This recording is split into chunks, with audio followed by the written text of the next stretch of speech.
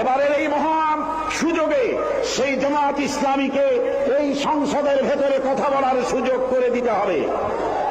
৭২-এর শাসনতন্ত্র পুনরুদ্ধারের মাধ্যমে জাতির কল্যাণ হবে না।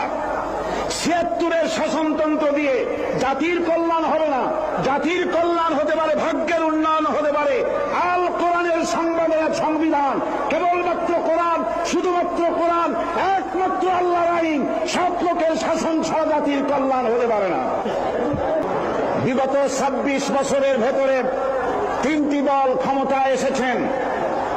এই ৩টি দল তারা ক্ষমতায় এসে জনগণের ভাগ্য পরিবর্তন করুক আর নাই করতে পারুক, নিজেদের ভাগ্য দক্ষ এবং সুনিপুণতার সাথে নিজেদের ভাগ্যের পরিবর্তন করেছেন। দুর্নীতিকে জাতীয়করণ করে বিদায় নিয়েছেন।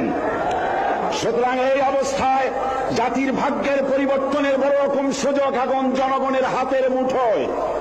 এই বিশাল জনসমুদ্রের উদ্দেশ্যে আমি বলতে চাই, আপনারা কি জাতির ভাগ্যের পরিবর্তন চান? যদি তাই হয়, 4টি দলের 3টি দল দেখা হয়েছে, একটি দল দেখা হয় নাই, সেই দলটির নাম